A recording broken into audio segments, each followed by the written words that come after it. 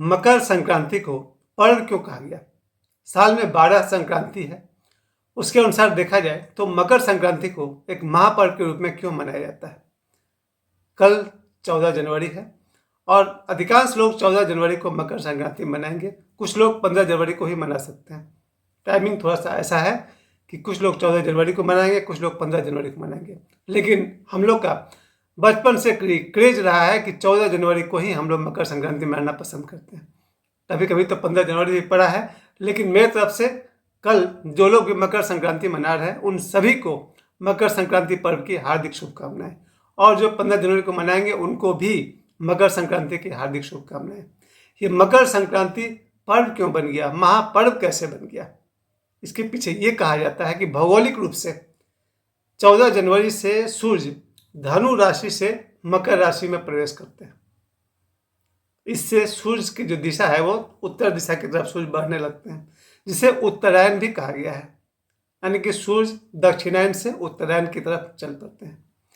और इस दिन का इंतजार किया था भीष्म पितामह ने। महाभारत काल में, महाभारत में जो कथा है कि भीष्म पितामह जो बाणों की शैया पर लेटे हुए हैं और वो अपने शरीर को नहीं छोड़ रहे हैं, तो उनको तो इच्छा मृत्यु का वरदान था कि वो जब चाहेंगे तब उनकी मृत्यु होगी।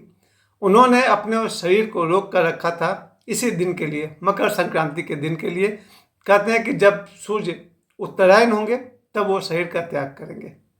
यानी कि सूर्य जब दक्षिणायन हो तब मोक्ष के लिए वो काल ज़्यादा शुभ नहीं माना जाता है। तो जो भी ऋषि मुनि योगी जिनका अपने मृत्यु पर वश है, और बहुत सारे ऋषि मुनि योगी साधु तपस्वी हैं जो अपनी मृत्यु को अपने अनुसार आगे पीछे समय को कर सकते हैं। और यहाँ तक उनमें ये भी क्षमता है कि अपनी इच्छा से कहीं भी किसी के भी घर में जन्म ले सकते हैं। ये योग की बहुत बड़ी ऊंचाई है जब कोई योगी अपने छठे चक्र आज्ञा चक्र के पास से विदा होता है, तब उसमें एक कैपेसिटी है कि वो जहाँ चाहे वहीं जन्म लेगा और शरीर में रहने के बाद जिस दिन चाहेगा उसी दिन उसकी मृत्यु होगी। खैर, वो योग और तंत्र की बहुत पुरानी बात है और बहुत ही गंभीर बात है, ऊंची बात है। आज भी मुझे लगता है कि इस धरती पर बहुत सारे लोग हैं जिनकी मृत्यु उनकी अपनी इच्छा के अनुसार होगी, जब चाहेंगे तब होगी। तो भीष्म पितामह ने चाहा कि जब सूर्य उत्तरायण होंगे तब वो शरीर का त्याग करेंगे, और भीष्म पितामह ने इंतजार किया, प्रतीक्षा किया, और यही 14 जनवरी के बाद भीष्म पितामह ने शरीर का त्याग किया। इसी उत्तरायण को, मकर संक्रांति के बाद के समय को बहुत शुभ माना जाता है। कोई भी अगर नया काम करना हो तो हम सब इंतजार करते हैं 14 जनवरी का। 14 जनवरी के बाद जो भी हमारे जीवन में शुभ काम है, चाहे शादी ब्याह नौकरी, जो कुछ भी हमारा शुभ काम है, अभी जैसे कि मैं जो काम कर रहा हूँ वहाँ भी लोग इंतजार करते हैं 14 जनवरी के बाद शुभ काम लोग करेंगे। हम अपनी तरफ से बताता हूँ कि जब हम लोग बहुत छोटे बच्चे थे तो पिताजी 14 जनवरी के दिन हम लोग के लिए नए नए कपड़े, खास करके जो बनियान हम लोग पहनते हैं, वो पिताजी बनियान लाते थे। तनख्वाह बहुत कम थी, 300 के आसपास तो पिताजी का तनख्वाह ही था। रेलवे की नौकरी, 5 बच्चे, 2 खुद, 7 लोगों के परिवार को चलाना। फिर भी पिताजी हम लोग के लिए मकर संक्रांति के दिन नए नए कपड़े में से जो बन पड़ा जरूर लाते थे। तो हम लोग भी आज तक 2025-26 में भी यही प्रयास करेंगे कि जो भी हमारे पास नया कपड़ा मंगवाए हैं वो हम लोग मकर संक्रांति के बाद पहनना पसंद करते हैं, अगर इस बीच कुछ आ गया तो। दूसरी जो सबसे कीमती चीज़ है मेरे लिए मकर संक्रांति में, कि मेरी माँ मकर संक्रांति से 2-4 दिन पहले ही लाई बनाती थी। लाई आप लोग शायद समझ पाए, गोल लड्डू ऐसा होता है, चावल का भुना हुआ, उसमें गुड़ से मिला करके लाई बनता है। तो वो माँ लाई बना देती थी, जो मकर संक्रांति के बाद भी 10 दिन तक जरूर चलता था। तो हम सभी भाई बहनों को इंतजार रहता था मकर संक्रांति जब आएगा तो 2-4 दिन पहले ही लाई बना दिया जाएगा। और लाई के साथ एक और चीज़ होता था, चावल का आटे का कसार। तो इस बार भी 3 दिन पहले ही मेरे परिवार में मेरी बेटी ने और सब परिवार के माताएं मिल करके लाई बना दिया है, कसार भी बन गया है। दूसरी बात कि मकर संक्रांति के दिन सुबह से ही निकल पड़ते थे हम लोग पतंग उड़ाने भी। अभी भी मेरे बेटे को खास शौक है पतंग उड़ाने का, वो पतंग उड़ाते रहता है घंटों। मेरा जो शौक था 14 जनवरी को वो ये था कि सुबह उन दिनों स्नान करना, जब मैं रोज़ स्नान नहीं करता था, बचपन की बात है।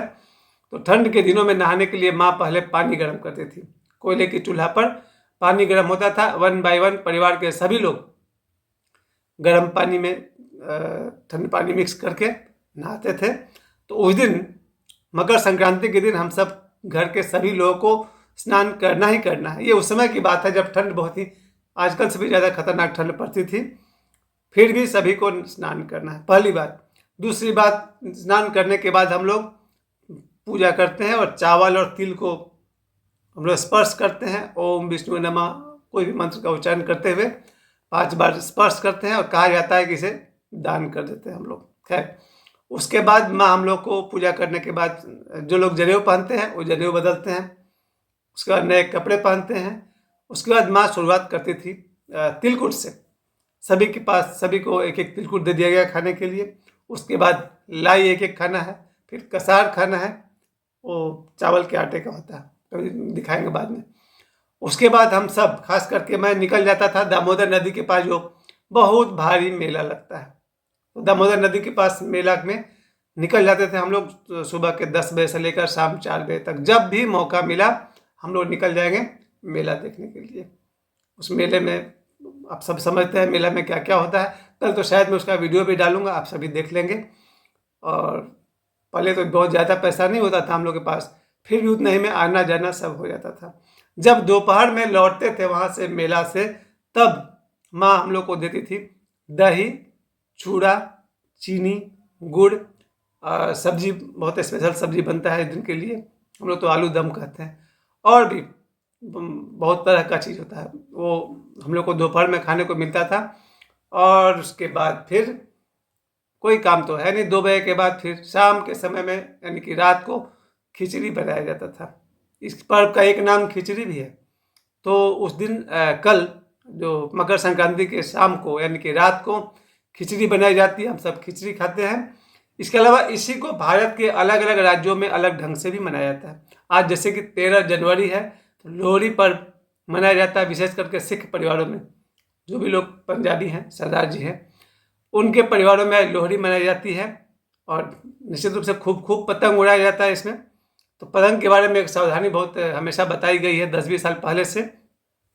पतंग उड़ाते समय सब लोग पतंग की तरफ देखते हैं, लेकिन ए भाई जरा देख के चलो, नीचे भी देखिए, आगे भी देखिए, पीछे भी देखिए। कोई छत पर अगर पतंग उड़ा रहा हो और उसके दौरान वो पीछे चलता जाए तो कहीं गिर न जाए। या फिर हम ग्राउंड में भी, मैदान में भी अगर पतंग उड़ा रहे हैं और हम पीछे जा रहे हैं, कहीं ठोकर खाकर गड्ढे में न गिर जाए, तो हाथ पैर टूट जाएगा, तो बात बिगड़ जाएगी। तो पतंग उड़ाते समय खूब सावधानी रखनी है, आगे पीछे बाएं दाएं सब जगह देखना है। दूसरी बात कि जो पतंग उड़ाते समय जो धागा होता है पतंग के साथ, उसको हम लोग कहते हैं मांझा किया हुआ या मांझा बोलते हैं। तो मांझा में वो उसको साबूदाना और कांच का पाउडर मिला करके उसको धागा को ऐसा धारदार हथियार बनाए थे कि वो पतंग जिसके साथ लड़ेगा शायद वो उसको काट डाले, पतंग को काट डाले। तो पतंग लड़ाना ये भी एक शौक है। और पतंग जब कट जाती है उसको लूटने के लिए 10-20 बच्चे दौड़ पड़ते हैं, सब ऊपर की तरफ देख रहे हैं। अब नीचे ठोकर लगेगा तो क्या होगा। तो इससे बचने के लिए बच्चों से मैं यही कहूँगा, कल पतंग जरूर लूटिए, लेकिन जरा आगे पीछे भी देखना है और दौड़ना भी है।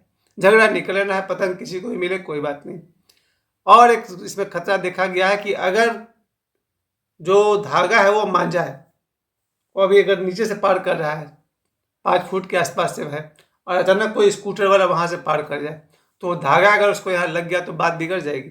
इसलिए बहुत सावधानी से पतंगबाजी करनी है, किसी को कोई नुकसान ना हो, ना अपने आप को नुकसान कीजिए, ना किसी को नुकसान करिए। खतरे से दूर रहें ताकि हम सब मकर संक्रांति का खूब आनंद उठा सकें।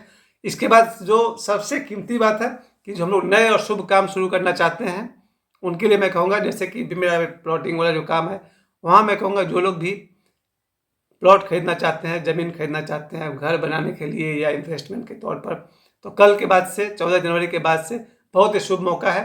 प्लॉट बुक करिए, अपने पसंद के जगह पर बुक करिए। इसके लिए कल से काम बहुत बढ़िया से शुरू हो सकता है। तो आप सभी के लिए जिनका भी जो भी शुभ कार्य है स्टार्ट कर सकते हैं हम सब। और बहुत सारा काम हमने पेंडिंग रखा हुआ है कि 14 जनवरी के बाद शुरू करेंगे, जरूर शुरू करिए। तो मकर संक्रांति को पर्व इसलिए कहा गया क्योंकि सूर्य भगवान धनु राशि से मकर राशि की तरफ कल चले जाएंगे और फिर ये दक्षिण से उत्तर दिशा की तरफ शुरू होते जाएंगे, जिसे उत्तरायण कहते हैं। और उत्तरायण के बाद सभी शुभ काम शुरू किए जा सकते हैं। आप सभी को एक बार फिर से मकर संक्रांति की हार्दिक शुभकामनाएं, बहुत बहुत बधाई, धन्यवाद।